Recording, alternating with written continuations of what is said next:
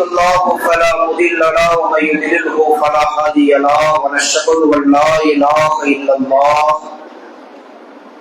وأشهد أن محمدا عبده ورسوله وقال نبينا صلى الله عليه وسلم اللهم إني أعوذ بك من عذاب السكرات اللهم إني أعوذ بك من سكرات ثلاثة مرات وقال الله تعالى في القرآن لقد كان لكم رسول الله أسوة حسنة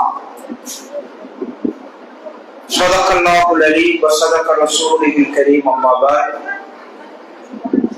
கண்ணியத்திற்குரிய தாய்மார்களே, அமைதியான அடிப்படையில் இன்ஷா அல்லாஹ் இந்த உரையை கேளுங்க. ஏனென்று சொன்னால் இது ஒரு நீண்ட தலைப்பு.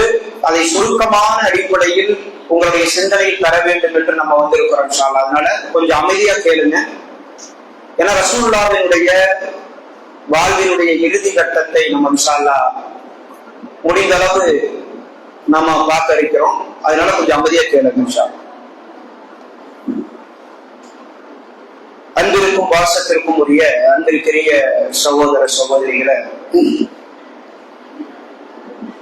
அந்த ஏக இறைவனுடைய சாந்தியும் சமாதானமும்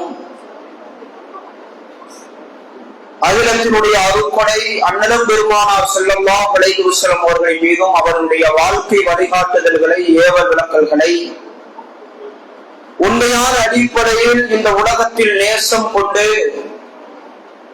அந்த நேசத்திற்காக எதையும் இந்த உலகத்தில் தியாகம் செய்த அந்த உன்னத உத்தம சத்திய தோழர்களின் மீதும்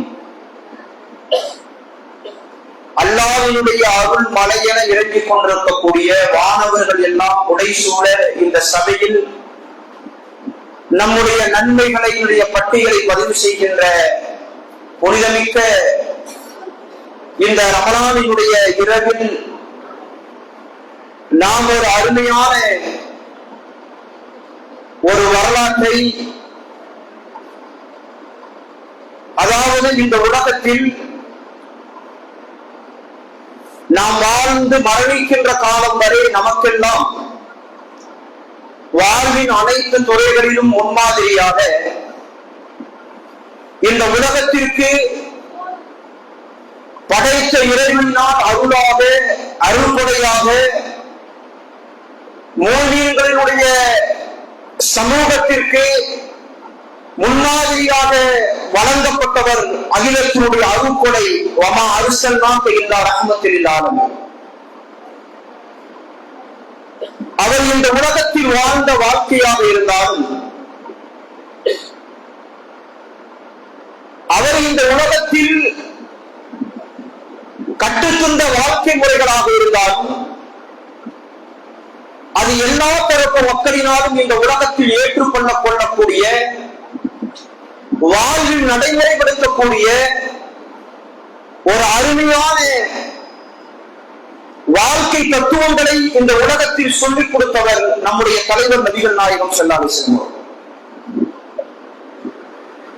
அந்த இறை தூதரை தன் உயிரை விட மேலாக நேசித்த ஒரு சமூகம் தன் வாழ்நாளில் அவர்கள் எவ்வளவோ இழப்புகளை சந்தித்தார்கள். தன்னுடைய குடும்பத்தில் தாயை இழந்தார்கள், தந்தையை இழந்தார்கள், சகோதரர்களை இழந்தார்கள், பிள்ளைகளை இழந்தார்கள். ஆனால் அந்த இறை தூதரோடு இருந்த 23 ஆண்டு கால வாழ்வினுடைய அந்த பந்தம், அந்த உறவு, அது நாம் இந்த உலகத்தில் வார்த்தைகளால் வடித்துவிட முடியாது. அவ்வளவு ஒரு வாழ்க்கைக்கு சொந்தக்காரர் நபிகள் நாயகம் ஸல்லல்லாஹு அலைஹி வஸல்லம் இல்லைங்களா? சஹாபாக்கள் எங்கே போய்விட்டு வந்தாலும், வியாபாரத்திற்காக இருந்தாலும், தன்னுடைய வேலைகள் விஷயமாக இருந்தாலும், அண்டை நாடுகளுக்கு அவர்கள் பயணம் செய்துவிட்டு வந்தாலும், அவர்கள் தன்னுடைய தேசத்திற்குள் நுழைந்தவுடனே தன் மனைவியின் முகத்தையோ தன் பிள்ளைகளின் முகத்தையோ தாய் தந்தையின் முகத்தை அவர்கள் முதலில் பார்ப்பதை விட இந்த இறை தூதரினுடைய முகத்தை தான் அவர்கள் முதலில் வந்து பார்ப்பார்கள். அல்லாஹ்வின் தூதரை தான் சந்திப்பார்கள், சலாம் சொல்வார்கள். அல்லாஹ்வின் தூதரை பார்த்து விட்டுதான் தன்னுடைய வீட்டுக்கு அவர்கள் செல்வார்கள். அவ்வளவு ஒரு வாழ்க்கையில் இரண்டர கலந்து இந்த உலகத்தில் அந்த இறை தூதனுடைய வாழ்வை நேசித்து வாழ்ந்தவர்கள் சகாபாக்கள். அவர்களுடைய வாழ்விலே எப்படி ஒரு இடி முழக்கம் விழுவதை போல தங்களால் இந்த உலகத்தில் ஏற்றுக்கொள்ள முடியாத ஒரு கவலையான ஒரு சம்பவம் நடந்தது இந்த ரமலானினுடைய மாதம். என்ன அது? எந்த இறை தூதர் இந்த உலகத்தில் அவர்களோடு அன்போடும் பாசத்தோடும் நேசத்தோடும் அவர்கள் நினைக்கும் போதெல்லாம் அவர்களோடு உறவாடினார்களோ, தன்னுடைய அன்பை பகிர்ந்து கொண்டார்களோ, இந்த இறை தூதனுடைய பிரிவு செய்தி, மரண செய்தி அந்த மக்களை கடுமையான ஒரு வேதனைக்கு இந்த உலகத்தில் அவர்களை தள்ளியது. அது எந்த அளவுக்கு சொன்னா, வரலாறுகள்ல பார்க்க முடியுது. அவர் வளர்த்த அனஸ் ரலியல்லாஹு அன்ஹு சொன்னார்கள், அல்லாஹ்வின் தூதர் இந்த உலகத்தில் எங்களிடம் இருந்து பிரிந்து சென்றார்களே, மரணித்தார்களே, அதை எங்களுடைய சமூகத்தில் நாங்கள் இருந்த ஒரு காலமாக நாங்கள் பார்த்தோம். எங்களுக்கு நிம்மதி இல்லை. பிலால் ரலியல்லாஹு அன்ஹு அவர்கள் தனிகளை அழுது கொண்டே சொன்னார், நான் என்னை ஒரு அனாதையாக இந்த உலகத்தில் உணர்கிறேன் என்று சொன்னார்கள் பிலால் ரலியல்லாஹு அன்ஹு அவர்கள். இந்த வார்த்தை எப்படி அவர்களுக்கு வந்தது? அல்லாஹ்வின் தூதரினுடைய இழப்பை அந்த மக்களால் இந்த உலகத்தில் ஏற்றுக்கொள்ள முடியல. அல்லாஹ் அவர்களுடைய மரண செய்தியை இதே ரமலானினுடைய மாதத்தில், ஹிஜ்ரி 10 ரமலானின் மாதத்தில் நபி ஸல்லல்லாஹு அலைஹி வஸல்லம் அவர்கள் ஈத்திகாஃப் இருந்து கொண்டிருக்கிற நேரத்தில் வானவர்களுடைய தலைவர் ஜிப்ரீல் அலைஹிஸ்ஸலாத்து வஸ்ஸலாம் அல்லாஹ்வின் தூதரிடத்தில் வருவாங்க ஒவ்வொரு வருடமும். அப்படி அன்றைக்கு நபிகள் நாயகம் ஸல்லல்லாஹு அலைஹி வஸல்லம் இடத்திலே ஜிப்ரீல் அலைஹிஸ்ஸலாத்து வஸ்ஸலாம் வந்து குர்ஆனை ஓதச் சொல்றாங்க. அவர்கள் குர்ஆனை நபிகள் நாயகம் ஸல்லல்லாஹு அலைஹி வஸல்லம் அவர்கள் ஓதுறாங்க. அப்ப ஜிப்ரீல் அலைஹிஸ்ஸலாம் அவர்கள் அதை கேட்டுவிட்டு அவர்கள் போகல, அங்கேயே உட்கார்ந்து ஜிப்ரீல் அலைஹிஸ்ஸலாம் சொன்னாங்க, அல்லாஹ்வின் தூதரே முஹம்மதே, திரும்ப அந்த குர்ஆனை ஒரு முறை ஓதுங்க. என்ன சொன்னாங்க? குர்ஆனை ஒரு முறை ஓதுங்க அப்படின்னா. நபிகள் நாயகம் ஸல்லல்லாஹு அலைஹி வஸல்லம் அவர்கள் திரும்ப ஒரு முறை ஓதி குர்ஆனை அவர்களுக்கு சரிபார்க்கப்பட்டது. இது நபிகள் நாயகம் ஸல்லல்லாஹு அலைஹி வஸல்லம் அவர்களுக்கு அடுத்து இந்த உலகத்தில் வஹி வராது என்பதற்குண்டான அறிகுறியை ஜிப்ரீல் அலைஹிஸ்ஸலாத்து வஸ்ஸலாம் அவர்கள் அவர்களுக்கு கற்றுக் கொடுக்கிறார். இதை அறிந்து கொண்ட நபிகள் நாயகம் ஸல்லல்லாஹு அலைஹி வஸல்லம் அவர்கள் அடுத்து இந்த மக்களிடத்திலே விடைபெறுகின்ற இந்த ஒரு பயணத்தை, தன்னுடைய இந்த மரணத்தினுடைய இந்த அறிகுறியை, இந்த முன்னறிவிப்பை மக்களுக்கு அறிவிக்க வேண்டும் என்கின்ற அடிப்படையில் ஹஜ்ஜிற்காக நபிகள் நாயகம் ஸல்லல்லாஹு அலைஹி வஸல்லம் அவர்கள் தயாராகி அந்த மக்களை எல்லாம் அந்த ஹஜ்ஜினுடைய ஆண்டிலே எல்லாரும் ஒரு இடத்தில் ரசூல் ஸல்லல்லாஹு அலைஹி வஸல்லம் அவர்கள் சந்திக்க சொல்றாங்க. எல்லாரும் வர்றாங்க. அல்லாஹ்வின் தூதருடைய வாழ்வில் நாம் எல்லாம் படித்தோம்ல, ஹஜ்ஜத்துல் வதா, ரசூலுல்லாஹ் தன்னுடைய வாழ்வினுடைய கடைசி அவர்கள் செய்த அந்த ஹஜ்ஜினுடைய அந்த பேருரை, அந்த ரசூலுல்லாஹ் நிகழ்த்தின அந்த உரை, அது நீண்ட ஒரு உரை. அல்லாஹ்வின் தூதர் அந்த உரையிலே பெருமானார் ஸல்லல்லாஹு அலைஹி வஸல்லம் அவர்கள் அந்த மக்களிடத்தில் வந்து அந்த அதனுடைய வணக்க வழிபாடுகளை, அதனுடைய கடமைகளை ரசூல் ஸல்லல்லாஹு அலைஹி வஸல்லம் அவர்கள் மக்களுக்கு கற்றுக் கொடுக்கிறார். பாருங்க, அல்லாஹ் என்ன செய்யறான்? அந்த ஹஜ் பிறை 12 குர்ஆனில் வருகின்ற ஒரு ஆயத், சூரத்துல் நஸ்ர் என்கிற அத்தியாயம். இந்த அத்தியாயத்தை அல்லாஹ் இறக்குகிறான். அந்த அத்தியாயத்தை நபிகள் நாயகம் ஸல்லல்லாஹு அலைஹி வஸல்லம் ஓதுறாங்க. இதா ஜாஅ நஸ்ருல்லாஹி வல் ஃபத்ஹ் வராய்தன் நாஸ யதுகுலூன ஃபீ தீனில்லாஹி அஃவாஜா ஃபஸப்பிஹ் பிஹம்தி ரப்பிக வஸ்தக்ஃபிருஹு இன்னஹு கான தவ்வாபா. இந்த வசனத்தை நபிகள் நாயகம் ஸல்லல்லாஹு அலைஹி வஸல்லம் அவர்கள் ஓதுகிறார்கள். என்ன அர்த்தம்? அல்லாஹ் சொல்றான், நபியே, நீங்கள் வந்த வேலை முடிஞ்சிச்சு. இஸ்லாத்தினுடைய வெற்றி, மக்கள் இந்த மார்க்கத்தை நோக்கி அடியடியாக வர போறாங்க. எனவே நீங்கள் உங்கள் இறைவனை துதித்து தஸ்பீஹ் செய்யுங்கள் என்கிற இந்த அத்தியாயம் இறக்கப்பட்டவுடனே இதை உணர்ந்து கொண்ட அந்த கூட்டத்திலே இருந்த உமர் ரலியல்லாஹு அன்ஹு அவர்கள் தேம்பி அழுக ஆரம்பிக்கிறார். என்ன செய்யறாங்க? தேம்பி அழுகிறாங்க. ஏன் அழுகிறாங்க? இவ்வளவு ஆண்டு காலம் நம்மோடு இருந்த இந்த இறை தூதர் இனி நம்மோடு இந்த உலகத்தில் இருக்க போறதில்லை. அவருக்கு அல்லாஹ் ரப்பல் ஆலமீன் அறிவித்த முன்னறிவிப்பு இந்த அத்தியாயம். உமர் ரலியல்லாஹு அவர்கள் அழுகிறார். சுப்ஹானல்லாஹ். அதற்கடுத்து நபிகள் நாயகம் ஸல்லல்லாஹு அலைஹி வஸல்லம் அவர்கள் துல்ஹஜ் முடிந்து முஹர்ரம் முடிந்து சஃபரினுடைய மாதத்திற்கு பின்னால் ஹிஜ்ரி 11 நபிகள் நாயகம் ஸல்லல்லாஹு அலைஹி வஸல்லம் அவர்களுக்கு ஒரு ஆசை என்னவென்றால், இந்த உஹதுடைய சகோதரர்கள் அவர்கள் சந்திக்க போறாங்க. நபிகள் நாயகம் ஸல்லல்லாஹு அலைஹி வஸல்லம் உஹதுக்கு சென்றார். அந்த ஷஹீதான மக்களை பார்த்து அல்லாஹ்விடத்தில் இறையென்று ரசூல் ஸல்லல்லாஹு அலைஹி வஸல்லம் அவங்க தொழுகிறாங்க. தொழுதுவிட்டு நபிகள் நாயகம் ஸல்லல்லாஹு அலைஹி வஸல்லம் அவர்கள் சொல்றாங்க, நான் இந்த இடத்தில் இருந்து இந்த இடத்துல இருந்து நான் அந்த நீர் தடாகத்தை நான் பார்க்கிறேன். அல்லாஹ் இந்த பூமியில இருக்கக்கூடிய பொக்கிஷங்களை எல்லாம் எனக்கு அல்லாஹ் காட்டி கொடுக்கிறார் என்று சொல்லிவிட்டு அவங்க சொன்னாங்க, நான் உங்களுக்கு பின்னால் நான் வரப்போறேன். ரசூலுல்லாஹ் சொல்றாங்க, உங்களுக்கு பின்னால் நான் என்ன செய்ய போறேன், நான் வர தயாராக இருக்கிறேன் என்று நபிகள் நாயகம் ஸல்லல்லாஹு அலைஹி வஸல்லம் அவர்கள் சொல்லிவிட்டு அல்லாஹ்வின் தூதர் நபிகள் நாயகம் ஸல்லல்லாஹு அலைஹி வஸல்லம் அவர்கள் பக்கீ என்று சொல்லுகிற மன்னரைக்கு நபிகள் நாயகம் ஸல்லல்லாஹு அலைஹி வஸல்லம் போறாங்க.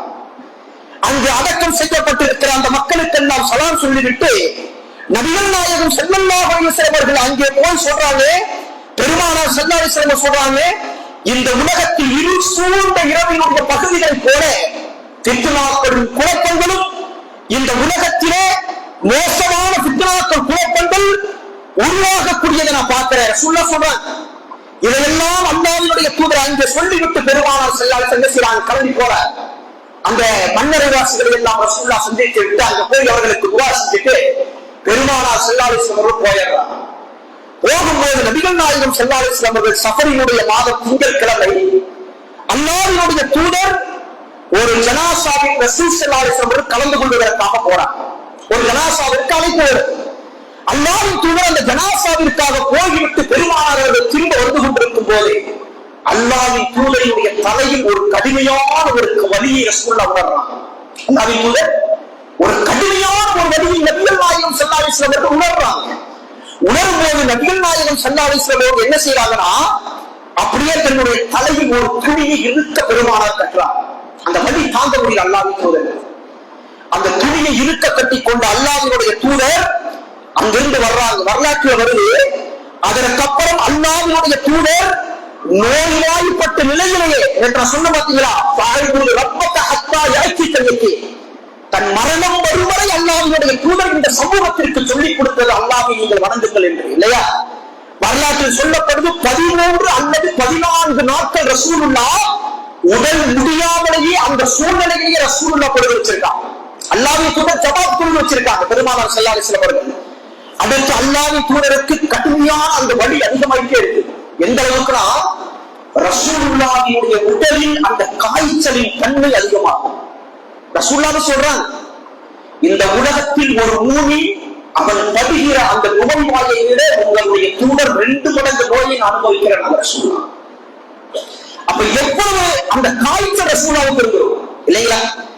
அந்த கடுமையான அந்த காய்ச்சல் அவர்களுக்கு ஆக தொடங்கிற அவர் ரசூல் ஸல்லல்லாஹு அலைஹி வஸல்லம் அவர்கள் அந்த வயதான ஒரு குழம்பு இல்லைங்களா? அந்த நோய்வாய்ப்படும் போது உடல் பலகீனப்படும் போது நம்ம குழம்புவோம்ல, நமக்கு ஒரு காய்ச்சல் வந்தா நம்ம குழம்புறோம், நம்ம மனைவிக்கு சொல்றோம். அல்லாஹ்வுடைய தூதர் கேட்ட வார்த்தை, நாளைய தினம் நான் எங்கே இருப்பேன் என்று ரசூலுல்லாஹ் கேட்கிறாங்க. நான் எங்கே இருப்பேன்? அப்ப அந்த ரசூல் ஸல்லல்லாஹு அலைஹி வஸல்லம் மனைவிமார்கள் சொல்றாங்க, அல்லாஹ்வின் தூதரே உங்களுக்கு யார் வீட்டில் இருக்க விருப்பமோ நீங்கள் அங்க போய் இருக்கலாம். அல்லாஹ்வின் தூதர் யாரை நேசித்தாங்க அதிகமா? மனைவிமார்கள் ரசூலுல்லாஹ்வுக்கு அதிகமாக நேசத்திற்குரியவங்க. அன்னை ஆயிஷா ரலியல்லாஹு அன்ஹா உம்முல் முஃமினீன் அவங்க சொல்றாங்க, நான் ஆயிஷாவுடைய வீட்டில் இருக்க ஆசைப்படுகிறேன் என்று சொன்னாங்க. உடனே நபிகள் நாயகம் ஸல்லல்லாஹு அலைஹி வஸல்லம் அவர்களால் எழுந்து நடக்க முடியல. அல்லாஹ்வின் தூதர் எப்படிப்பட்ட உடல் ஆரோக்கியத்திற்குரியவர், தன்னந்தனியாக குதிரையின் மீது ஏறி சென்று மதீனாவுடைய எல்லை வரை போய் அல்லாஹ்வுடைய தூதர் என்ன செய்வாங்க, உணவு விட்டு வரக்கூடிய அளவிற்கு கம்பீரமாக தோற்றக்கூடிய நம்முடைய தலைவர் அல்லாஹ்வுடைய தூதருடைய உடல் பலகீனம் அடைய ஆரம்பிக்கும். ரசூலுல்லாஹ்வினால் எழுந்து நிற்க முடியல, எழுந்து உட்கார முடியல. அல்லாஹ்வின் தூதரை ஃபதுல் இப்னு அப்பாஸ் என்கிற நபி தோழர் அவர்களும் அலி இப்னு அபூ தாலிப் 2 பேரும் சொல்றாங்க, அல்லாஹ்வின் தூதரை உங்களை நாங்கள் தாங்கிக் கொள்ளவா? 2 பேரும் அல்லாஹ்வின் தூதரை கையை கொடுத்து தூக்கிட்டு போறாங்க. ரசூலுல்லாஹி ஸல்லல்லாஹு அலைஹி வஸல்லம் பெருவிரல்கள் அப்படியே பூமியில போட்டு ஒட்டி போச்சு. ரசூலுல்லாஹ்வை கூட்டிட்டு போனாங்க. கூட்டிட்டு ஆயிஷா ரலியல்லாஹு அன்ஹா வீட்டுல போறாங்க. ஆயிஷா ரலியல்லாஹு அன்ஹா மடியில் நபிகள் நாயகம் ஸல்லல்லாஹு அலைஹி வஸல்லம் சாந்தி படுத்திருந்தாங்க. அந்த நேரத்தில் அவருடைய தலையில் கட்டப்பட்ட அந்த துணியை இருக்க கட்டுறாங்க. அந்த நேரத்துல பாருங்க, ஆயிஷா ரலியல்லாஹு அன்ஹா ஒரு மனைவி இந்த உலகத்தில் ஒரு கணவனுக்கு எவ்வளவு ஆறுதலாக இருக்க வேண்டும் என்பதற்கு ஆயிஷா ரலியல்லாஹு அன்ஹா அந்த நேரத்தில் ரசூல் ஸல்லல்லாஹு அலைஹி வஸல்லம் அவர்களுக்கு தான் கற்றுக்கொண்ட துஆக்களை தன்னுடைய கணவனுக்கு ஓதி ஓதி ஓதலாம். அது மட்டுமல்ல, வரலாற்றில் வருகிற ரசூல் ஸல்லல்லாஹு அலைஹி வஸல்லம் அவர்களுக்கு சூரத்துல் கஹஃப் போன்ற அத்தியாயங்களை அல்லாஹ்வின் தூதருக்கு ஓதி ஓதுறாங்க. அந்த வலி லேசாக வேண்டும் என்பதற்காக ஓதுறாங்க. ரசூல் ஸல்லல்லாஹு அலைஹி வஸல்லம் அவர்கள் இந்த மரணத்திற்கு 5 நாட்களுக்கு முன்னால் நடக்கிற சம்பவம் இது சகோதரர்கள். அந்த நேரத்தில் நபிகள் நாயகம் ஸல்லல்லாஹு அலைஹி வஸல்லம் அவர்கள் என்ன செய்யறாங்கன்னா, உடல் அப்படி நெருப்பாக கொதிக்க ஆரம்பித்து பெருமானார் ஸல்லல்லாஹு அலைஹி வஸல்லம் அவர்களுக்கு அந்த காய்ச்சல் தாங்க முடியல, அந்த சூடு தாங்க முடியல. ரசூல் ஸல்லல்லாஹு அலைஹி வஸல்லம் சொல்றாங்க, 7 கிணறுகளில் இருந்து தண்ணீரை எடுத்துட்டு வந்து எனக்கு ஊத்துகிறாங்க. 7 கிணறுகளில் இருந்து தண்ணீர் கொண்டு வரப்பட்டு தோல் பைகளில் கொண்டு வரப்பட்டு நபிகள் நாயகம் ஸல்லல்லாஹு அலைஹி வஸல்லம் அவர்கள் மேனியின் மீது ஊற்றப்படுது. எதுக்காக? அந்த சூடு குறையக்காக ஊத்துறாங்க. அல்லாஹ்வின் தூதர் நபிகள் நாயகம் ஸல்லல்லாஹு அலைஹி வஸல்லம் அவர்களுக்கு ஊற்றுறதுன்னு அல்லாஹ்வின் தூதர் கொஞ்சம் ஆசுவாசம் அடைகிறாங்க. உடனே அல்லாஹ்வின் தூதர் சொன்னாங்க, நான் என் மக்களை பார்க்கணும், நான் என்னுடைய மக்களை நான் சந்திக்கும். நாங்கள் அல்லாஹ்வுடைய தூதர் மிம்பரில் ரசூலுல்லாஹ் வந்தாங்க. கூட்டிட்டு வரப்பட்டு ரசூலுல்லாஹ் மிம்பர்ல ஏறினாங்க. ஏன்னா ரசூலுல்லாஹ்வின் வீட்டிற்கும் அல்லாஹ்வின் தூதருடைய அந்த பள்ளிக்கும் ரொம்ப கட்டதான், வீடு ஒன்னாவே இருக்கும். அப்ப நபிகள் நாயகம் ஸல்லல்லாஹு அலைஹி வஸல்லம் அவர்கள் மிம்பரின் மீது ஏறி நின்று கொண்டு நபிகள் நாயகம் ஸல்லல்லாஹு அலைஹி வஸல்லம் அவர்கள் பாருங்க, சுப்ஹானல்லாஹ், அவர் 40 வயதில் எந்த நபித்துவத்திற்காக அனுப்பப்பட்டாரோ, எந்த கொள்கையை சொல்ல அனுப்பப்பட்டாரோ, அந்த இறை தூதர் முடியாத நேரத்தில் தண்ணீரை இடத்திலே ஊற்றிக் கொண்டு பெருமானார் வந்து மிம்பரில் ஏறி நின்று இந்த சமூகத்தில் சொன்ன முதல் விஷயம் என்ன தெரியுமா? லா இலாஹ யகூல வன்னஸாரா இத்தஹதல் குபூரில் அன்பியாஇல் மசாஜித். ரசூலுல்லாஹ் அப்பதான் சொல்றாங்க, யூத கிறிஸ்தவர்கள் மீது அல்லாஹ்வுடைய சாபம் உண்டாகட்டுமாக, அல்லாஹ் அவர்களை சபிப்பானாக. காரணம், அவர்கள் இறை தூதர்கள் அடக்கப்பட்ட இடங்களை வணக்க ஸ்தலமாக அவர்கள் மாற்றினார்கள். ரசூலுல்லாஹ் சொல்றாங்க, மிம்பரில் இருந்து அல்லாஹ்வுடைய தூதர் மிம்பரிலே இருந்து சொல்லிவிட்டு பெருமானார் ஸல்லல்லாஹு அலைஹி வஸல்லம் அவர்கள் மக்களுக்கு உரையாற்றி விட்டு ரசூலுல்லாஹ் கீழே இறங்கினாங்க. அல்லாஹ்வின் தூதர் இறக்கி விட்டுதான் அந்த நேரத்தில் ரசூல் ஸல்லல்லாஹு அலைஹி வஸல்லம் அவர்களுக்கு தெரியும்ல, தான் கொஞ்ச நாள்ல மரணிச்சிருவேன், இந்த சம்பவத்தை விட்டு நான் என்ன செஞ்சிருவேன், அல்லாஹ் என்னை அழைத்துக் கொள்ளும். அல்லாஹ்வின் தூதர் அந்த மக்களிடத்தில் கேட்கிறாங்க, நான் யாருக்காவது அநியாயம் செய்திருந்தால், ரசூலுல்லாஹ் கேட்ட கேள்வி யார்கிட்ட? மக்கள்கிட்ட. நான் யாருக்காவது அநீதம் இழைத்திருந்தால் நீங்கள் திரும்ப எனக்கு இந்த உலகத்தில் அநீதம் செஞ்சிருங்க. நான் யாராவது அடித்திருந்தால் என்னை அடிச்சிருங்க. யாருக்காவது நான் கொடுக்கல் வாங்க இருந்தால் என்னிடத்தை கேட்டு இந்த உலகத்தில் வாங்கியிருக்கேன். ரசூலுல்லாஹ் சொன்னாங்க. அல்லாஹ்வின் தூதர் சொன்ன நேரத்தில் ஒரு சகாபி சொன்னார், அல்லாஹ்வின் தூதரே, நீங்கள் ஒரு தடவை என்னிடத்தில் 3 தீனார்கள் என்னிடத்துல வாங்கினீங்க, அந்த தீனார் எனக்கு இப்ப வேணும்னு கேட்டார். ஏன் கேட்டார்? அவர் அல்லாஹ்வின் தூதர்கிட்ட வாங்கியே ஆகணும் கிடையாது. அவருக்கு அவர் கேட்டதுக்கு உண்டான காரணம் என்னன்னா, அவர் சொல்றாரு, அல்லாஹ்வின் தூதர்கிட்ட ரசூலுல்லாஹ் வந்து வலியவர்களை அழைத்து கொண்டு வந்து கொடுக்க சொல்றாங்க, கொண்டு வந்து கொடுக்கிறாங்க. அதை வாங்கி கொண்டு அந்த நபி தோழர் சொன்ன வார்த்தை என்ன தெரியுமா? அல்லாஹ்வின் தூதரே, உங்கள் மரணத்திற்கு பின்னால் இதை நான் சொல்லுவேன், உங்கள் கரத்தினால் நான் வாங்கி கொண்டது என்று நான் மக்கள்கிட்ட சொல்லுவேன். இதை அப்படியே வச்சுக்கணும்னு சொன்னேன். உங்களிடத்தில் கடனா கேட்க வேண்டும், உங்க இடத்திலிருந்து வாங்க வேண்டும் என்பதற்காக அல்ல, உங்கள் கரத்தினால் நான் வாங்கியது என்பதற்காக நான் என்னிடத்தில் இதை வைத்துக் கொள்வேன் என்று அவர் சொன்னார். அதே போல எல்லாரும் வரலாற்று சொல்றாங்க ஒரு சம்பவத்தை. உக்காசா அவர்கள் ரசூல் ஸல்லல்லாஹு அலைஹி வஸல்லம் அவர்களை அடித்தார்கள். உக்காசா ரலியல்லாஹு இல்ல, சவ்வால் என்கிற நபித்தோழ அவர் பருமனா இருப்பார். ரசூலுல்லாஹ் போர்க்களத்தில் சப்புகளை சரி செய்யும் போது ரசூலுல்லாஹ் கையில் வைத்திருந்த குச்சியை இடுக்கப்பட்டது, ஒரு சின்ன காயமாயிருந்தது. அந்த நேரத்தில் ரசூலுல்லாஹ் கேட்டாங்க, யாராவது அடிச்சிருந்தா சொல்லுங்கப்பா, என்னை அடிச்சிருங்க. என்னை தண்டிச்சிருந்த இந்த உலகத்துல. அந்த நேரத்தில் அந்த சொப்பாத ரலியல்லாஹு சொல்றாங்க, அல்லாஹ்வின் தூதரே, அல்லாஹ்வின் தூதரே, ஒரு முறை உங்களுடைய கையில் வைத்திருந்த கம்பு என்னுடைய இடுப்பில் பட்டு அது எனக்கு வேதனை தந்தெடுத்தது. நான் அதே இடத்தில் உங்களை அடிக்க வேண்டும் என்று சொன்னார். யாரை? அல்லாஹ்வின் தூதரே. எல்லா சகாபாக்களுக்கும் அந்த நேரத்தில் முகமாயிடுச்சு. அல்லாஹ்வின் தூதர் அடிக்கிறாரு. அந்த நேரத்தில் ரசூல் ஸல்லல்லாஹு அலைஹி வஸல்லம் அவர்கள் பிலால் ரலியல்லாஹு அழைத்து சொல்லி அந்த கம்பை எடுத்து வர சொன்னார். நல்லா கவனிக்கணும். அந்த மக்கள் ரசூலுல்லாஹின் மீது வைத்திருந்த அந்த பாசம், நேசம் கொண்டு வந்து கொடுத்தவர்களை ரசூலுல்லா கொடுத்து நடைபெற்ற அடிங்க நாங்க சொல்லலாம். அதே இடத்துல அடிங்க நான் அந்த கம்பை தூக்கி போய் வீசிவிட்டு ரசூலுல்லா தன் சட்டையை உயர்த்தினாங்க. ரசூலுல்லா அவர் இருக அல்லாஹ்வின் தூதரை கட்டி அணைத்து சொன்ன வார்த்தை என்ன தெரியுமா? அல்லாஹ்வின் தூதரே, அல்லாஹ்வின் தூதரே, உங்களை தண்டிப்பதற்கு எனக்கு என்ன உரிமை இருக்கு? எனக்கு என்ன உரிமை இருக்கு? நான் ஏன் கேட்டேன் தெரியுமா?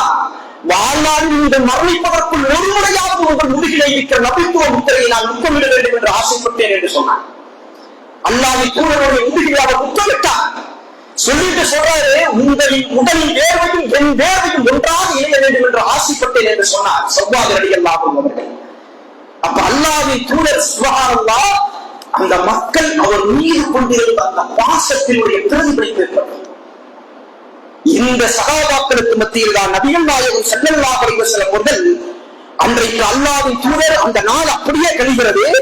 பெருமானார் ஸல்லல்லாஹு அலைஹி வஸல்லம் அவர்கள் இன்னொரு விஷயத்தை சொல்றாங்க. அந்த நேரத்தில் அல்லாஹ் இந்த உலகத்தில் ஒரு அடியாண்டத்தில் கேட்டான், இந்த உலகத்தினுடைய இன்பங்கள் வேண்டுமா அல்லது மறுமையிலே இருக்கக்கூடிய அந்த அல்லாஹ் தரக்கூடிய அந்த அருள் கொடைகள் வேண்டுமா என்று அல்லாஹ் கேட்டான். அவர் மறுமையை தேர்வு செய்து கொண்டார் என்று அல்லாஹ்வின் தூதர் சொன்ன அந்த நேரத்திலே எல்லா சகாபாக்களும் இருக்கிற அந்த நேரத்தில் நிறைய வந்து புரியல. ஏன் ரசூலுல்லாஹ் இப்படி சொன்னாங்க? அந்த ரசூலுல்லாஹ் என்ன சொல்றாங்க? இன்மை வேண்டுமா மறுமை வேண்டுமா நல்லா கேட்கிறான். அந்த அடியான் மறுமையை தேர்வு செய்தார் என்று ரசூலுல்லாஹ் தன்னை சொல்றான். ரசூலுல்லாஹ் தன்னை சொல்றான். சொன்ன அந்த கூட்டத்திலே இருந்த அல்லாஹ்வின் தூதர் உலகத்தில் வாழும் போதே சொன்னார். அழுகை சத்தம் கேட்கிற சகாபாக்கள் பார்க்கிறாங்க, தேம்பி அழுகிறாங்க. என்ன செய்யறாங்க? தேம்பி அழுகிறாங்க. வரலாற்றில் வருது, அவர்களுடைய அழுகை சகாபாக்களால் அடக்க முடியல. அவ்வளவு அழுகிறார். ஏன்? தன்னுடைய மாமனார், தன்னுடைய நேசத்திற்குரிய சுகோபத்திற்குரிய ஒரு மனிதன் நபிகள் நாயகம் ஸல்லல்லாஹு அலைஹி வஸல்லம் அவர்கள் முதல் ஈமான் கொண்டது. மக்கள் எல்லாம் அவர் எடுத்த போது அவர் உண்மைப்படுத்திய அபூபக்கர் ரலியல்லாஹு அவர்கள் அழுகிறாங்க, தேம்பி அழுகிறாங்க. நபிகள் நாயகம் ஸல்லல்லாஹு அலைஹி வஸல்லம் அதற்கப்புறம் என்ன சொன்னாங்க தெரியுமா? அல்லாஹ்வின் தூதர், நான் இன்றைய தினத்திலே இருந்து என் வீட்டிற்கு அபூபக்கர் அவர்கள் யாரும் வர வேண்டாம். அல்லாஹ்வின் தூதர் என்ன சொன்னாங்க? அபூபக்கர் யாரும் வர வேண்டாம் அப்படின்னா. அடுத்து நபிகள் நாயகம் ஸல்லல்லாஹு அலைஹி வஸல்லம் அவர்களுக்கு 4 நாட்களுக்கு முன்னால் நடக்கிற சம்பவம் அடுத்த 4 நாட்கள் இருக்கு. அல்லாஹ்வின் தூதர் சுப்ஹானல்லாஹ் பெருமானார் ஸல்லல்லாஹு அலைஹி வஸல்லம் வியாழக்கிழமை என்று நபிகள் நாயகம் ஸல்லல்லாஹு அலைஹி வஸல்லம் அவர்களுக்கு திரும்ப அந்த உடலிலே ரசூலுல்லாஹ்விற்கு உண்டான மரணத்துக்கு வர மாட்டீங்க அப்படின்னு சொல்லும் போது சில மக்கள் சொல்றாங்க, அதை நீங்க எழுதி கொடுக்க சொல்லலாமே அப்படிங்கிறாங்க. சில பேர் சொல்றாங்க, அதை எழுத்துப்பூர்வமா எழுதி கொடுக்க நபியை சொல்லுங்க அப்படிங்கிறாங்க. அந்த நேரத்தில் அபூபக்கர் ரலியல்லாஹு அவர்கள் சொல்றாங்க, அல்லாஹ்வின் தூதருக்கு கூட முடியல, அவங்க ரொம்ப சிரமப்படுறாங்க. நீங்க ரசூல் ஸல்லல்லாஹு அலைஹி வஸல்லம் அவர்களை மன வேதனை அடைய செய்யாதீங்க. அவங்களுக்கு அதிகமான கேள்விகளை கேட்டு அல்லாஹ்வின் தூதருடைய நிலைமையை புரிஞ்சுக்கோன்னு சொல்லி அவர் ரசூல் ஸல்லல்லாஹு அலைஹி வஸல்லம் என்ன செய்யறாங்க? அங்க இருந்து அல்லாஹ்வுடைய தூதர் எழுந்து போறாங்க. பெருமானார் ஸல்லல்லாஹு அலைஹி வஸல்லம் என்ன செய்றாங்க? தன்னுடைய வீட்டுக்கு போறாங்க. அகிலத்தினுடைய அருட்கொடை நபிகள் நாயகம் ஸல்லல்லாஹு அலைஹி வஸல்லம் அவங்க அன்றைய தினம் இஸ்ராவினுடைய நேரம் மெல்ல அந்த நாட்கள் கடக்குது. இஸ்ராவினுடைய நேரத்தில் ரசூலுல்லாஹி ஸல்லல்லாஹு அலைஹி வஸல்லம் அவர்களுக்கு அதிகமாகிக் கொண்டே இருக்கிற அந்த நோயினுடைய அறிவுரைகள். அப்ப பெருமானார் ஸல்லல்லாஹு அலைஹி வஸல்லம் அவர்கள் ஆயிஷா ரலியல்லாஹு அன்ஹா பக்கத்துல இருக்கிறாங்க. ஆயிஷா ரலியல்லாஹு அன்ஹா ரசூலுல்லாஹினுடைய உடல்நிலையை கவனிச்சும் அல்லாஹ்வின் தூதருக்கு உண்டான அந்த வேதனையும் கம்மியாகல. ரசூலுல்லாஹ் எழுந்திருக்கிறாங்க, அல்லாஹ்வுக்கு திரும்ப விடுகிறாங்க. ரசூலுல்லாஹ் எழுந்திருக்கிறாங்க, திரும்ப ரசூலுல்லாஹ் கீழே விடுகிறாங்க. இப்படியே ஒரு நிலை ஆகிக் கொண்டிருக்கும் போது நபிகள் நாயகம் ஸல்லல்லாஹு அலைஹி வஸல்லம் அவர்கள் பெருமானார் ஸல்லல்லாஹு அலைஹி வஸல்லம் என்ன செய்றாங்க? மீண்டும் தண்ணீரை வரவழைத்து ரசூல் ஸல்லல்லாஹு அலைஹி வஸல்லம் ஊற்ற செய்து தொழுகைக்கு அல்லாஹ்வுடைய தூதரை கூட்டிட்டு போவான்னு சொன்னாங்க. சஹாபாக்கள் கூட்டிட்டு போனாங்க. அவருக்கு முன்னால் அகிலத்தினுடைய அருட்கொடை ரசூலுல்லாஹி ஸல்லல்லாஹு அலைஹி வஸல்லம் மக்களுக்கு சொன்னாங்க, இந்த உலகத்தில் நீங்கள் மரணிப்பதாக இருந்தால் நல்லெண்ணம் கொண்ட நிலையிலே நீங்கள் மரணிக்காதீர்கள். பெருமானார் சொன்னார்கள், ஃபஜ்ரினுடைய தொழுகையினுடைய நேரம் அடுத்தனார் ரசூலுல்லாஹ் தொழுகிறதுக்கு ஆசைப்படுறாங்க. அந்த நேரத்துல சொல்றாங்க, அபூ தன்னுடைய மனைவிக்கு சொல்றாங்க, நீங்கள் தொழுகைக்காக அபூபக்கர் அவர்களை அனுப்பிவிடுங்க. அபூபக்கர் தொழுகை வைக்கிறாங்க. அபூபக்கர் அவர்களை பற்றி நல்லாவே தெரியும், அவர் ரொம்ப பலகீனமானவர். அவருடைய மகள் சொல்றாங்க, அல்லாஹ்வின் தூதரே அபூபக்கர் அவர்கள் போய் தொழுகை வைக்க ஆரம்பித்தால் அவர் உங்களுடைய மனோநிலையை உடல்நிலையை கருத்தில் கொண்டு அவர் தொழுகை வைக்கும் போது அழுக ஆரம்பித்து விடுவார் அல்லாஹ்வின் தூதரே அப்படின்னு சொன்னாங்க. ரசூல் ஸல்லல்லாஹு அலைஹி வஸல்லம் போய் அவர் வருவதை கேட்டு அபூபக்கர் அவர்கள் பின்னால் வருவது ரசூலுல்லாஹ் கையை நீட்டி அவரை முன்னால் தள்ளி தொழுகை வைக்க சொல்லி ரசூலுல்லாஹ் உட்கார்ந்து ரசூல் ஸல்லல்லாஹு அலைஹி வஸல்லம் தொழுதார்கள். அல்லாஹ்வின் தூதரினுடைய வாழ்வில் வரலாற்றில் வருகிறது, அகிலத்தினுடைய அருட்கொடை ரசூல் ஸல்லல்லாஹு அலைஹி வஸல்லம் அவர்கள் தன் வாழ்வில் தொழுத கடைசி பொழுது அந்த காலையுடைய பொழுது. இதையெல்லாம் தொழுத பின்னர் ரசூலுல்லாஹ்வினுடைய கடைசி சூழ்நிலை பெருமானார் ஸல்லல்லாஹு அலைஹி வஸல்லம் அவர்கள் மக்களை எல்லாம் பார்க்கிறார்கள். மக்கள் தொழுது கொண்டிருப்பதை பார்த்து நபிகள் நாயகம் ஸல்லல்லாஹு அலைஹி வஸல்லம் அவர்கள் மகிழ்ச்சியோடு சிரிக்கிறார். சிரித்துட்டு நபிகள் நாயகம் ஸல்லல்லாஹு அலைஹி வஸல்லம் அவர்கள் அந்த இடத்தில் இருந்து என்ன செய்யறாங்க, அவங்களுடைய வருகையை பார்த்த மக்கள் எல்லாரும் தொழுகையில கொஞ்சம் கொஞ்சம் அவங்க நிலைநிறுத்தி பார்க்கிறாங்க. ரசூலுல்லாஹ் அல்லாஹ்வின் தூதர் பலவீனமான நிலையில் உட்கார்ந்திருக்கார்கள். ரசூலுல்லாஹ் உடல் சூழலை குன்றிய நிலையில் உட்கார்ந்திருக்காங்களே. இதையெல்லாம் பார்த்த பிறகு நபிகள் நாயகம் ஸல்லல்லாஹு அலைஹி வஸல்லம் அவர்கள் தன்னுடைய வீட்டுக்கு திரும்ப போனாங்க. வீட்டுக்கு போனாங்க. ரசூலுல்லாஹ் போய் ஆயிஷா ரலியல்லாஹு இருக்காங்க. அல்லாஹ்வின் தூதர் சொல்றாங்க, நான் ஃபாத்திமாவை, என் மகள் ஃபாத்திமாவை நான் பார்க்கணும். நாங்க ஃபாத்திமா ரலியல்லாஹு வர்றாங்க. ரசூலுல்லாஹி ஸல்லல்லாஹு அலைஹி வஸல்லம் அவர்கள் தன் மகள் ஃபாத்திமாவை ரசூல் ஸல்லல்லாஹு அலைஹி வஸல்லம் கிட்ட கூப்பிடுறாங்க.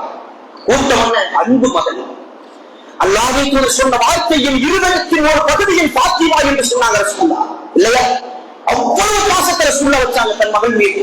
அந்த ஃபாத்திமா ரலியல்லாஹு அவர்கள் ரசூலுல்லாஹ்வின் பாப்பாவை கிட்ட வந்து உட்கார்ந்தவங்க. ரசூல் ஸல்லல்லாஹு அலைஹி வஸல்லம் அவர்கள் அவரை அருகிலே அழைத்து பெருமானார் அவர்கள் வலது காதில் ஒரு செய்தியை சொன்ன போது ஃபாத்திமா ரலியல்லாஹு அவர்கள் முகத்தில் சிரிப்பை கண்டார். சிரிச்சாங்க ஃபாத்திமா ரலியல்லாஹு. ரசூலுல்லாஹ் இடது காதில் தன் மகள் காதில் ஒரு செய்தியை சொல்லும் போது ஃபாத்திமா ரலியல்லாஹு அவர்கள் தேம்பி அழுக ஆரம்பிச்சாங்க. தன் தந்தையின் முகத்தையும் பார்க்கிறாங்க. அல்லாஹ்வின் தூதர் அந்த செய்தி, என் வாப்பா என்னை விட்டு பிரிய போறாரு, என்னுடைய உம்மாவை விட்டு பிரிய போறாரு. நீங்க அந்த கவலை ஃபாத்திமா ரலியல்லாஹு ரசூல் ஸல்லல்லாஹு அலைஹி வஸல்லம் அவர்கள் சொன்ன செய்தியை பின்னால்தான் சொன்னாங்க. ரசூலுல்லாஹ் என்ன சொன்னாங்க, நாளை மறுமையினுடைய நாளில் உன்னை அல்லாஹ் சொர்க்கத்திற்கு தலைவியாக ஆக்குவான். அவங்க சந்தோஷப்பட்டாங்க. ரசூலுல்லாஹ் அடுத்து என்ன சொன்னாங்க, மகளே நான் மரணிச்சிருக்கேன், என்னுடைய மரணத்திற்கு முன்னால் நம் குடும்பத்தில் அடுத்து முதல் மரணம் உங்களுடைய மரணம் தான். அவங்க மரணத்தை நினைச்சு மௌத்தாயிரவங்க அழுகல, தன் தந்தையுடைய பிரிவை நினைச்சு அவன் ஃபாத்திமா ரலியல்லாஹு அவங்க அழுகிறான். ரசூலுல்லாஹ் அவங்களை கேட்கிறான். சுப்ஹானல்லாஹ். இதற்கப்புறம் நபிகள் நாயகம் ஸல்லல்லாஹு அலைஹி வஸல்லம் அவர்கள் வலியினால சொல்றாங்க, நல்ல ஏற்பட்ட வலியினால் ரசூலுல்லாஹ் அழுது கொண்டிருக்கும் போது அப்ப ரசூல் ஸல்லல்லாஹு அலைஹி இந்த செய்தியை சொன்ன உடனே அந்த ஃபாத்திமா ரலியல்லாஹு அவர்கள் தனிமையில நிறைய நேரங்கள் அழுகுறாங்க. தன் தந்தையை நினைத்து நிறைய நேரத்தில் அவர்கள் அழுக ஆரம்பிக்கிறாங்க. பாருங்க, ரசூலுல்லாஹ் கடைசி நேரத்துல தன் மரணிக்க போற சில நேரங்களுக்கு முன்னால தன் குடும்பத்தில் பேரலை எல்லாம் அழைக்கிறாங்க. அசல் ஹுசைனை அழைத்து ரசூலுல்லாஹ் முத்தமிடுறாங்க. அந்த குழந்தைகள் முத்தமிடுறாங்க. முத்தமிட்டு விட்டு தன்னுடைய மனைவிமார்களுக்கெல்லாம் கூப்பிட்டு ரசூல் ஸல்லல்லாஹு அலைஹி வஸல்லம் நஸீஹத் செய்யறாங்க. அறிவுரைகளை பெருமானார் ஸல்லல்லாஹு அலைஹி வஸல்லம் அவர்கள் அந்த செய்தி விட்டு பெருமானார் ஸல்லல்லாஹு அலைஹி வஸல்லம் அவர்கள் என்ன சொன்னார்கள் தெரியுமா சகோதரர்களே? அல்லாஹ்வின் தூதர் இந்த இத்தனை நீண்ட உடல் ஆரோக்கியம் பலகீனமடைந்ததற்கும் தன் உடலிலே ஏற்பட்டிருக்கிற இந்த வலிக்கும் இந்த காய்ச்சலுக்கும் இந்த நோய்க்கும் உண்டான அறிவுரை ரசூலுல்லாஹ் சொல்லும் போது சொன்னாங்க, ஒரு முறை ஹைபரின் போரினுடைய நேரத்தில் ஒரு யூத பெண்மணி ஆட்டு கறியில் விஷத்தை வைத்து கொடுத்தார். அந்த கறியை நான் அன்னைக்கு சாப்பிட்டல. ரசூலுல்லாஹ் சொல்றாங்க, ஆயிஷா ரலியல்லாஹு அந்த விஷத்தினுடைய தன்மை பெருமானார் ஸல்லல்லாஹு அலைஹி வஸல்லம் சொன்னார்கள், என்னுடைய நரம்புகளை துண்டிக்கக்கூடிய அளவிற்கு நான் என்னுடைய தொண்டையில் நான் உணர்றேன்னு சொன்னாங்க ரசூல் ஸல்லல்லாஹு அலைஹி வஸல்லம். அவ்வளவு கடுமையான ஒரு கசப்பான உணர்வை ரசூலுல்லாஹ் அனுபவிச்சாங்க. அல்லாஹ்வின் தூதர் அந்த நேரத்தில் நபிகள் நாயகம் ஸல்லல்லாஹு அலைஹி வஸல்லம் அவர்கள் என்ன செய்யறாங்க தெரியுங்களா? அல்லாஹ்வின் தூதர் அந்த முகத்திலே இருந்த போர்வை ரசூல் ஸல்லல்லாஹு அலைஹி வஸல்லம் அவர்கள் விலக்கி விட்டு பெருமானார் ஸல்லல்லாஹு அலைஹி வஸல்லம் அவர்கள் அந்த நேரத்தில் கடைசியில் பெருமானார் சொன்னாங்களாமா, யூத நசாராக்களை அல்லாஹ் சபிப்பானாக, யூத நசாராக்களை அல்லாஹ் சபிப்பானாக என்று பெருமானார் சொல்லிக் கொண்டே இருப்பார்கள் என்று சொன்ன ஆயிஷா ரலியல்லாஹு அன்ஹா அவர்கள் நல்லா யோசிக்கணும். அல்லாஹ்வை கூட இந்த உலகத்தில் வாழ்ந்த வாழ்வினுடைய அந்த கடைசி நிமிடத்திலே எந்த மனைவியினர் போல இருக்கும் சொன்னாங்களோ அந்த ஆயிஷா ரலியல்லாஹு அன்ஹா நெஞ்சின் மீது ரசூலுல்லாஹ் தலை வைத்து படுத்திருக்கும் பொழுதுதான் ஆயிஷா ரலியல்லாஹு அன்ஹா அவர்கள் சொல்றாங்க, ரசூல் ஸல்லல்லாஹு அலைஹி வஸல்லம் அவர்கள் என்னுடைய சகோதரர் அப்துல் ரஹ்மான் அவர்கள் நின்று கொண்டிருக்கும் போது அவர் கையில் மிஸ்வாக்கு குச்சி வைத்திருக்கும் போது ரசூலுல்லாஹ் பார்த்துட்டே இருந்தாங்க. ரசூலுல்லாஹ் அவர்கள் பேச முடியல. அல்லாஹ்வின் தூதரால வாழ்நாள் முழுக்கும் எந்த 4 நாள் ரசூல் ஸல்லல்லாஹு அலைஹி வஸல்லம் அவர்கள் இந்த சமூகத்திற்கு உபதேசம் செய்தார்களோ, எந்த சமூகத்தை நரகத்தை கொண்டு எச்சரித்தார்களோ, சொர்க்கத்தை கொண்டு ஆசை காட்டினார்களோ, அந்த அல்லாஹ்வின் தூதருக்கு பேச முடியல. ரசூல் ஸல்லல்லாஹு அலைஹி வஸல்லம் சைகை காட்டும் போது ஆயிஷா ரலியல்லாஹு கிட்ட வந்து கேட்டாங்க, அல்லாஹ்வின் தூதரே அந்த மிஸ்வாக் குச்சி உங்களுக்கு வேணுமான்னு கேட்கும்போது ரசூலுல்லாஹ் ஆமாங்கும் போது வரலாற்றுல வருதுங்க, உலகத்தில் ஒரு கணவனும் மனைவியும் உலகத்தில் வாழ வேண்டும் என்பதற்குண்டான எப்படி வாழ வேண்டும் என்பதற்கான மரணத்தின் நேரத்தில் ஆயிஷா ரலியல்லாஹு சொல்றாங்க, ரசூலுல்லாஹ்வினுடைய வாயிலே இருக்கிற உமிழ்நீரும் என்னுடைய உமிழ்நீரும் ஒன்றாக நான் கலக்க செய்தேன். எப்படி? அந்த மிஸ்வாக் குச்சியை வாங்கி நான் மென்று அதை சமைக்க ரசூலுல்லாஹ்வினுடைய வாயில கொடுத்து ரசூலுல்லாஹ்வை மிஸ்வாக் செய்தார்கள். சுப்ஹானல்லாஹ். ரசூல் ஸல்லல்லாஹு அலைஹி வஸல்லம் அவர்கள் மிஸ்வாக் செய்து அல்லாஹ்வினுடைய தூதர் அந்த குவளையிலே பக்கத்தில் இருந்த தண்ணீரை ரசூல் ஸல்லல்லாஹு அலைஹி வஸல்லம் எடுத்து தன் முகத்துல தடவினாங்க. வாய்க்கு பிடித்து முகத்தை ரசூலுல்லாஹ் அப்படி தடவுறாங்க. தடவிக்கொண்டே இருக்கும் போது அல்லாஹ்வினுடைய தூதர் சொன்னார்களாம், ஆயிஷா ரலியல்லாஹு சொன்னார்கள், இன்னா லில்லாஹி வ இன்னா லா இலாஹ இல்லல்லாஹ் லா இலாஹ இல்லல்லாஹ் அல்லாஹும்ம இன்னி அஊது பிக்க மின் அதாபில் ஸக்கராத் அப்படின்னு சொன்னாங்க. இந்த வார்த்தையை ஆயிஷா ரலியல்லாஹு கேட்கும் போது அல்லாஹ்வின் தூதர் ரசூல் ஸல்லல்லாஹு அலைஹி வஸல்லம் அவர்கள் ஆயிஷா ரலியல்லாஹு மடியில் படுத்திருக்கும் போது ஒரு வரலாற்றில் சொல்லப்படுது, ஆயிஷா ரலியல்லாஹு சொன்னாங்க, ரசூலுல்லாஹ்வின் கண்களின் ஓரத்தில் வளைந்த கண்ணீர் என் தொடையை நினைத்துக் கொண்டிருந்தது சொன்னாங்க. ரசூலுல்லாஹ் அழுதாங்க. அப்ப என்ன சொன்னாங்க? வணக்கத்திற்குரிய அல்லாஹ்வை தவிர யாரும் இல்லை. இந்த சக்கராத்தினுடைய வேதனைக்கு இந்த உலகத்திலே இந்த சக்கராத்தினுடைய வேதனைக்கு சில மயக்கங்கள் இருக்குன்னு சொன்னாங்க ரசூலுல்லாஹ். அப்போ சொன்னாங்க, ஒரு மூமினுக்கு வருகிற வேதனைகள் 2 மடங்கு வேதனையை அல்லாஹ் இந்த நபியாகி எனக்கு தெரிகிறார். அப்ப 2 மடங்கு வேதனையை ரசூலுல்லாஹ் அனுபவிக்கிறாங்கன்னா அவருடைய உடல் எந்த அளவுக்கு இருந்து கொண்டு ரசூலுல்லாஹ் எவ்வளவு அந்த வேதனையை தன்னுடைய உடலிலே சுமந்து கொண்டு இருப்பாங்க. அந்த நேரத்தில் அல்லாஹ்வுடைய தூதர் ரசூல் ஸல்லல்லாஹு அலைஹி வஸல்லம் அவர்கள் அடிக்கடி சொல்லிக் கொண்டிருந்த வார்த்தையை, அடிக்கடி செய்து கொண்டிருந்த துஆவை ஆயிஷா ரலியல்லாஹு பதிவு செய்றாங்க. அவங்க சொன்னாங்க, லா இலாஹ இல்லல்லாஹ் ஃபி ரஃபீகுல் அலா, யா அல்லாஹ் இந்த முஹம்மதை உயர்ந்த அடியார்களோடு உயர்ந்த நண்பர்களோடு சொர்க்கத்தை நீ சேர்த்து வைப்பாயாக என்று பெருமானார் ஸல்லல்லாஹு அலைஹி வஸல்லம் அவர்கள் 3 முறை பெருமானார் சொன்னார். ஆயிஷா ரலியல்லாஹு சொன்னாங்க, நான் ரசூலுல்லாஹ்வின் முகத்தை பார்க்கிறேன், ரசூலுல்லாஹ் என்னை பார்க்கிறாங்க. அல்லாஹ்வின் தூதர் இந்த வார்த்தை சொல்லிக் கொண்டே இருக்கும் போது நபிகள் நாயகம் ஸல்லல்லாஹு அலைஹி வஸல்லம் அவருடைய உயிர் அந்த இடத்தில் இருந்து அல்லாஹ்வுடைய நாட்டத்தால் பிரிகிறது. இன்னா லில்லாஹி வ இன்னா இலைஹி ராஜிஊன். ரசூல் ஸல்லல்லாஹு அலைஹி வஸல்லம் அவர்கள் உயிர் அந்த நேரத்தில் பிரியப்படுகிறது. அல்லாஹ்வின் தூதர் அப்படியே ஈரற்றவராக ஆயிஷா ரலியல்லாஹு அன்ஹா மடியில படுத்திருந்தார். எவ்வளவு அவர் உள்ளங்கள் கவலைப்பட்டது. அல்லாஹ்வின் தூதர் அந்த உயிர் பிரிந்த அந்த நேரத்தை அவங்க சொல்றாங்க, இந்த வார்த்தையை ரசூலுல்லாஹ் சொன்னாங்க, என்னை உயர்ந்த அடியார்களோடு சேர்த்துவியா அல்லாஹ் என்று சொன்னாங்க ரசூல் ஸல்லல்லாஹு அலைஹி வஸல்லம். அல்லாஹ்வின் தூதரினுடைய இந்த செய்தி வெளியே கேட்டு வெளியே போயிருந்த அபூபக்கர் ரலியல்லாஹு வந்தாங்க. அபூபக்கர் ரலியல்லாஹு வந்தாங்க. வந்து போய் பார்த்து ரசூல் ஸல்லல்லாஹு அலைஹி வஸல்லம் வார்த்தை என்ன? அல்லாஹ்வின் தூதருடைய கண்களை கசைக்கு மூடி அவர் சொன்ன வார்த்தை, என் தோழர் உயிரோடு இருக்கும் போது எப்படி நறுமணத்தோடு இருக்கிறார், அதே போன்று அவர் மரணித்ததற்கு அப்புறம் நறுமணத்தோடு இருந்து கொண்டிருக்கிறார் என்று அபூபக்கர் ரலியல்லாஹு அவர்கள் சொல்லிக் கொண்டிருக்கும் போதுதான் அல்லாஹ்வின் தூதருடைய வீட்டுக்கு வெளியே அன்சாரிகள் முஹாஜிர்கள் அல்லாஹ்வின் தூதர் மரணிக்கிறவரை அவர் கொடுத்த பேரிச்சம்பழத்தையும் கருத்தும் தண்ணீரையும் குடித்து வாழ்ந்தவர்கள் எங்கள் திண்ணை தோழர்கள். அல்லாஹ்வின் தூதர் விட்டவர்களுக்கு யாரும் கிடையாது. அல்லாஹ்வின் தூதருடைய நிலைமை என்ன என்பதை தெரியாமல் எல்லோரும் வெளியேறி கொண்டிருக்கிறார்கள். இந்த செய்தி தெரிய வரும்பொழுதுதான் உமர் ரலியல்லாஹு அன்ஹு கையிலே வாளை தூக்கிக் கொண்டு, என் தூதர் மரணிக்கிற, யாராவது மரணித்து விட்டார்கள் என்று சொன்னால் இந்த வாளால் தலையெடுப்பீர்கள் சொன்னார். எந்த உமர்? அன்றைக்கு அல்லாஹ்வின் தூதர் இந்த தூது செய்தியை சொல்லும் போது ரசூலுல்லாஹ்வின் தலையை வெட்டுவதற்காக வாளை தூக்கிக் கொண்டு வந்த உமர் அன்றைக்கு அந்த வாளை தூக்கிக் கொண்டு நிற்கும் பொழுதுதான் குர்ஆனில் வரக்கூடிய 3வது அத்தியாயத்தில் 144 வசனத்தை அபூபக்கர் ரலியல்லாஹு அன்ஹு ஓதி காண்பித்தாங்க. என்ன வசனம் அது?